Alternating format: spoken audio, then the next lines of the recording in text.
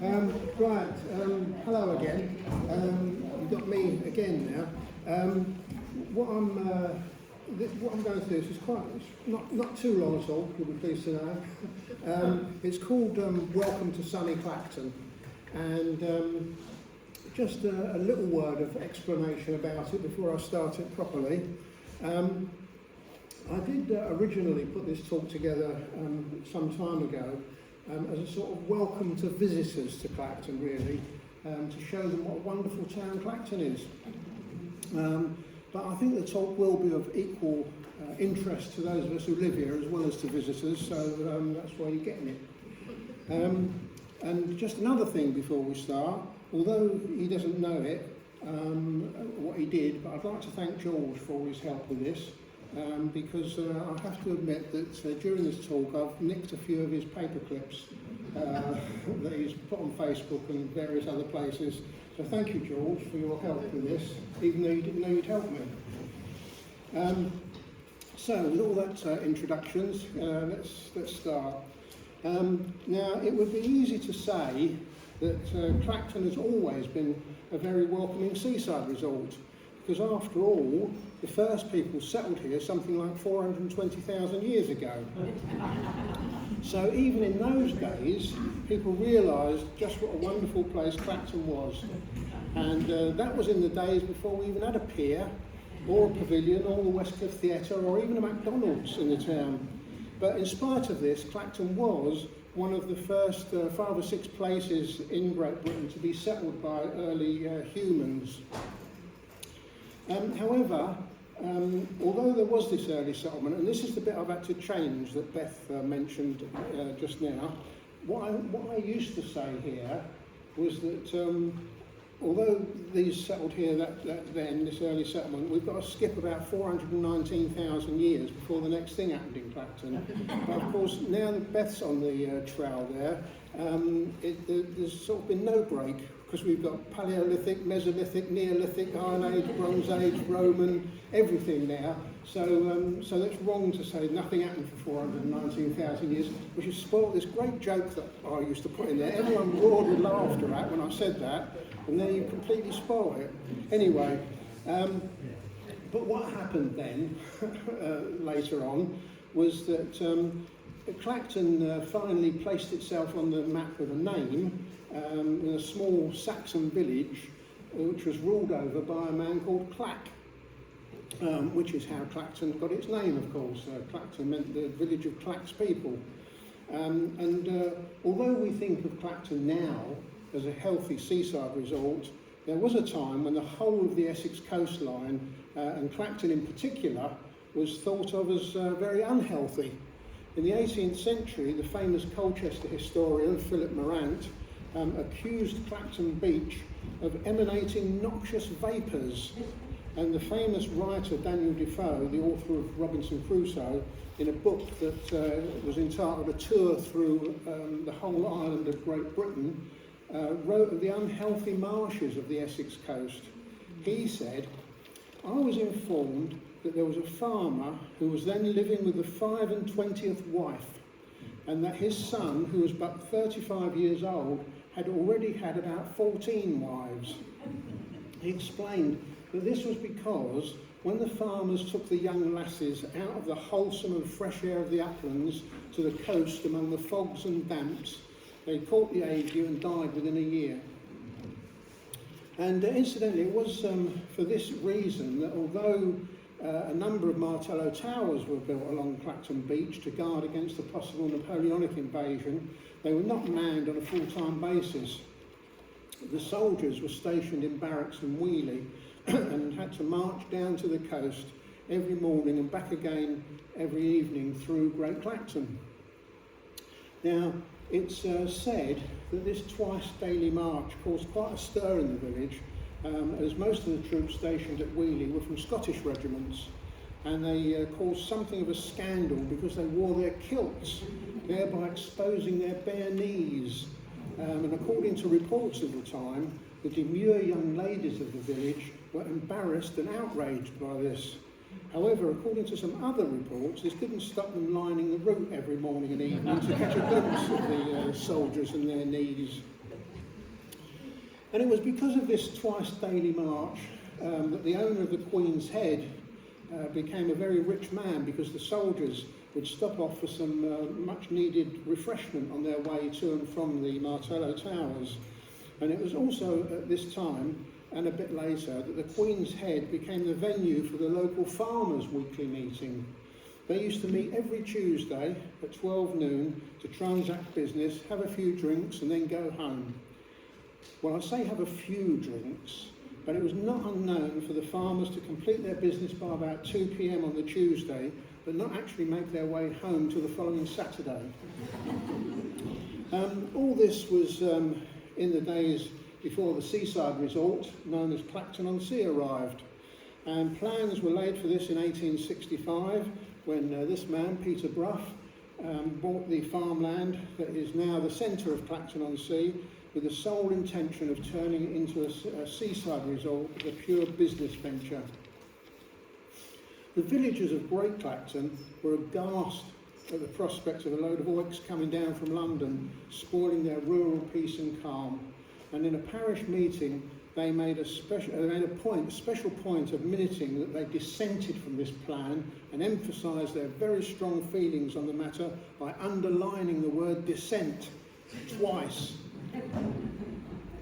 Unfortunately, however many times they underlined the word dissent, it didn't stop the plans from coming to fruition. And Clacton-on-Sea celebrated its official opening on the 27th of July 1871, when a steamer called the Albert Edward called in on the newly opened Clacton Pier, carrying an official party of guests to celebrate the founding of Clacton-on-Sea. They came on shore for a couple of hours and then returned to the boat. Unfortunately, one couple arrived back at the pier late, just as the Albert Edward was leaving, and would have been stranded had not a local man called Gruffy Wilson. He was called Gruffy because of his supposed knowledge of geography. He got out his rowing boat and rowed the couple out to the steamer. However, as the lady stepped from Gruffy's little boat onto the bigger boat, she lost her footing and fell into the sea, apparently much to the amusement of everyone watching her. She was rescued immediately, but of course she was very wet. It's been said that this was Clacton's symbolic baptism.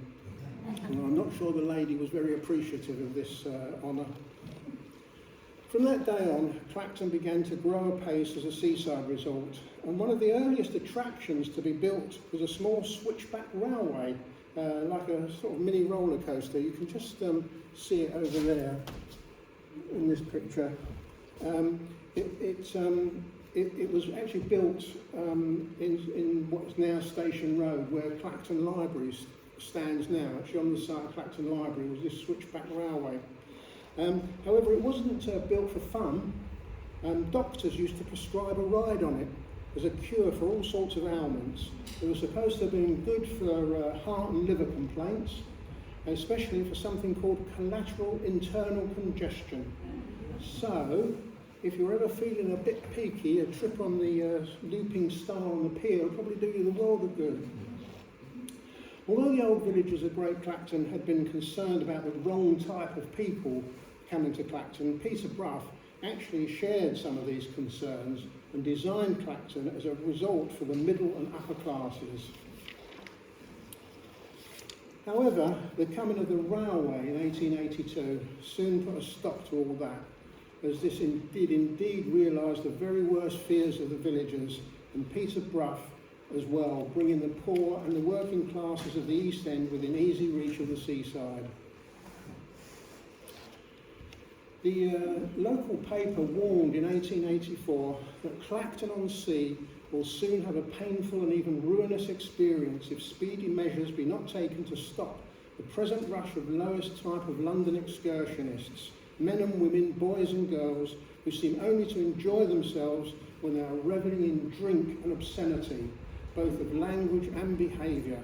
This was 1884, I remember.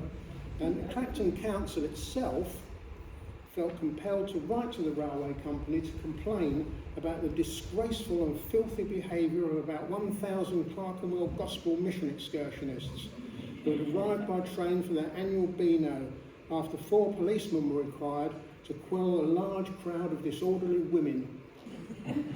This was reported in the Daily Telegraph, which added that during the disgusting behaviour, P.C. Watson had his trousers ripped off. The symbolic epitome of this clash between the old and the new, upper class versus working class, seemed to come in Clacton in 1885 when 2 planning proposals were put forward. One was to build a mansion on the Marine Parade, the other was to build a urinal right in the town centre. And when the urinal won out over the mansion, Clacton's fate seemed sealed. Perhaps Peter Brough himself felt like underlining the word dissent twice as well. Entertainments, which up until that time had been fairly restrained, some of the highlights of the entertainment season at that time, amongst the amusements, it seemed to include political debates, lectures and parlour concerts, which now began to blossom around Clacton but now they began to blossom around Clacton as concert parties and theatre groups began to grow up all over the place. Unfortunately for one group, they sprang up in the wrong place. The Yorkshire Pierrots used to perform on a stage on the West Beach near the pier. 3 shows a day, and they were very refined, or so their adverts said. They performed every season during the Edwardian era until one day in 1912, a big wave washed their stand out to sea. Fortunately, they weren't on it at the time, but they decided not to take the chance, and the Yorkshire Pierrots never came back to Clacton Beach after that. One leading character at the time was a man called Professor Webb, who used to perform diving stunts off the pier. Unfortunately for the professor, a couple of his dives went a bit wrong. The first was one where he used to ride his bike off the pier and then dive off it. You can see the bike there, and the professor diving off it, they both plunged into the sea. On one occasion, just as he commenced this dive, a rowing boat came round the end of the pier, and the professor and the bike landed smack in the middle of this boat. A poor woman passenger in the boat was rushed off to Clacton Cottage Hospital suffering from concussion. And although, understandably, the professor took the rest of the day off, he was back next day diving. The second tragedy occurred when he performed his cigarette dive one day. This was a dive in which he would dive into the water with a lighted cigarette in his mouth, and then he'd come up out of the water with the cigarette still alight. And the way he did this, apparently, was to flip the cigarette inside his mouth just as he hit the water, and then flip it out again just as he came up. But one day he flipped so hard, he flipped his false teeth out as well.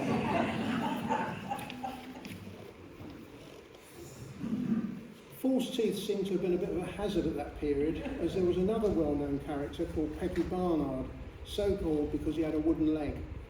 In 1908, he stood for election to Clacton Council, and when heckled, he would answer that wooden legs were more useful than wooden heads. He was also the town crier, and charged residents of Clacton-on-Sea 1 and 6 a time to make announcements, though he angered Great Clacton locals by charging them 2 shillings a time. He used to finish all his announcements with the words, "God save the King and down with the Liberal government," much to the amusement of the crowds. Often, if he shouted too loud, his false teeth would come out as well.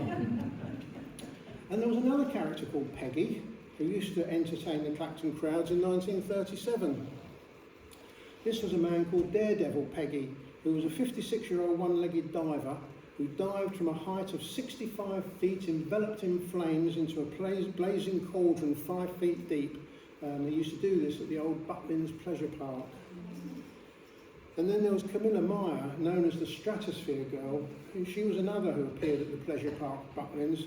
She used to perform extraordinary stunts on top of a steel pole 135 feet high, with a platform measuring just 2 square inches, on which she would stand on her head on one toe and perform handstands. The climax to her act was to slide from halfway up the pole along a rope across into the centre of the park, holding on by just her teeth. Butlins Pleasure Park opened in 1937, and the holiday camp a year later. 1937. The holiday camp a year later. Billy Butlin was a bit of a character himself, and whenever he made an official visit to the camp, he used to come about an hour early before anyone was ready for him and take a quick look round to see if there was anything not right there without all the officials with him. One day he arrived at the camp and decided to take a look through the dustbins to see what food was being thrown away. But instead of food, however, his eye was taken by 2 dead goldfish. Later on, when he arrived for his official visit, he deliberately walked past the fish pond which stood in the reception area. He suddenly stopped and gazed intently at the fish.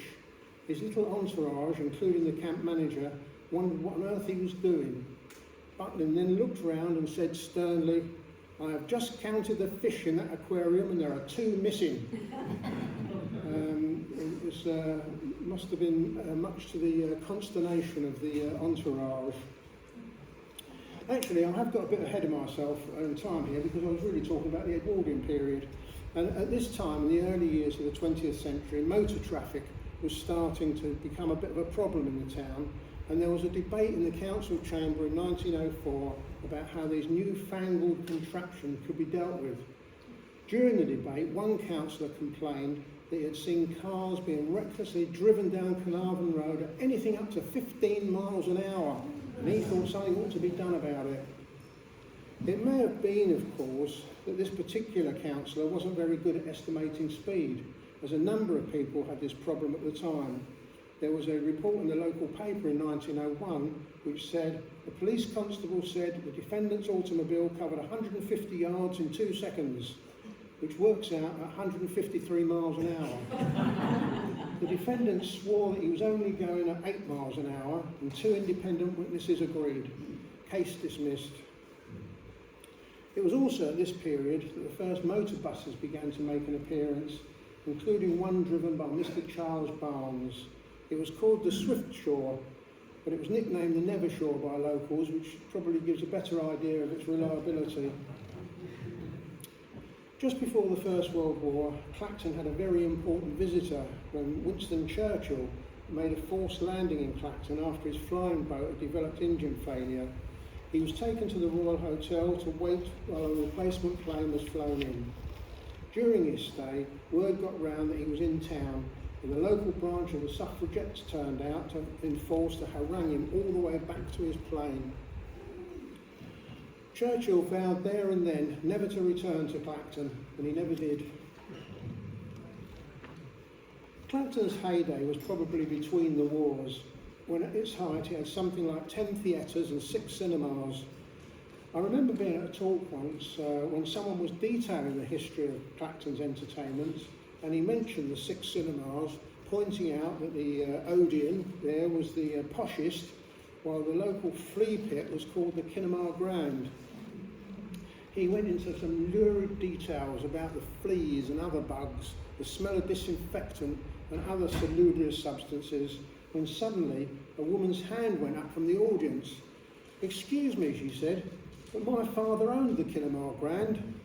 There was a long, embarrassed silence, after which the speaker moved on to discussing theatres and left the cinemas. Clacton was still very popular after the war and used to attract hundreds of thousands of visitors. It was said at the time that often the beach was so crowded that the tide couldn't get in. And at times there were not enough guest houses and hotels to go around, and people had to sleep in the shelters and along the front under the pier, so it's probably just as well the tide couldn't get in. On one bank holiday Monday in the early 1950s, the town's butchers were completely run out of meat, and all that was left for the locals on the Tuesday was corned beef.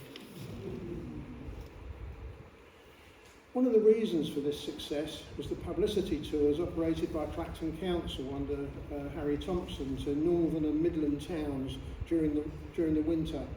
I've seen many photographs of that period showing the girls wearing nothing but a swimsuit and a sash saying Clacton on the Sea, while the snow was falling all around them. These tours were very successful, and I don't think the girls suffered too much, as some of them are still around today talking about how good these days were. The success of these tours upset the traders in Southend, who complained that to their council that Clacton was taking all their trade away from them and wanted them to do something about it and do something similar. All of this is not to say that Clacton hasn't had its failings and failures too over the years. In the early years of the 20th century, an escalator was built along the West Beach to take people from the beach up to the Marine Parade West at the top. It was called the Reno Electric Stairway, and it cost a penny a time to go on. But most people didn't see why they should have to pay a penny to go on this contraption when they could walk up the nearby cliff path, which was only 40 feet high and not very steep, for nothing. The Reno Electric Stairway was closed and dismantled after 3 seasons. Similarly, a small jetty was built in 1899 in the area where Martello Bay is now, and this was supposed to give somewhere for the barges bringing all the building material that was being used to build up the new town of Clacton-on-Sea to unload their cargoes. But it was a bit like the Reno Electric Stairway. It was a complete failure because the barge owners didn't see why they should pay the owner of the jetty any money to unload their materials when they could just run up onto the beach, wait for high tide and float off again. In the end, the jetty became a small pleasure pier like its big neighbour down the beach, but it was demolished in 1940 to stop the Germans landing on it and invading Britain.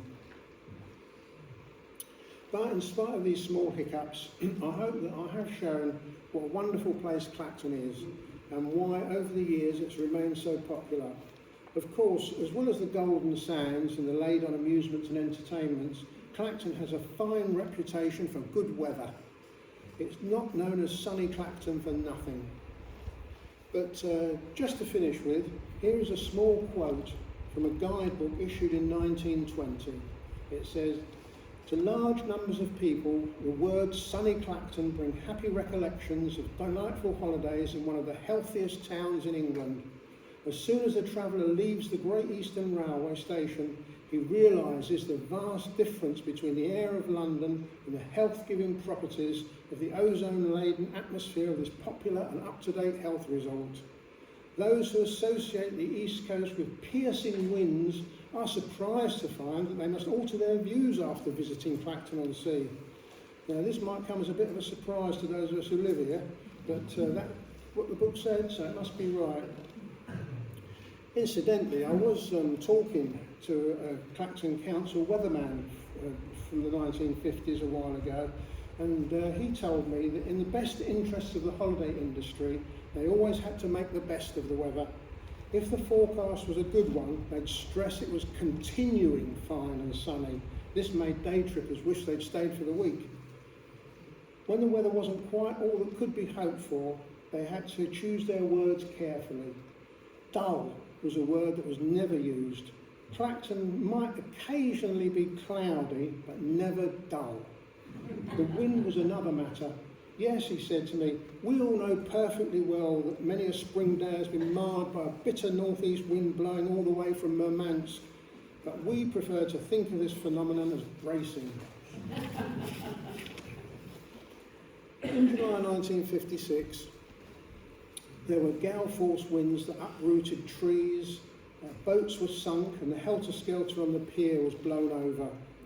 If you'd had the courage and resolution to fight your way across Pier Gap to the weather report notice board and had wiped away the salt spray from off the glass front, what you would have read is sunny periods, risk of showers, breezy.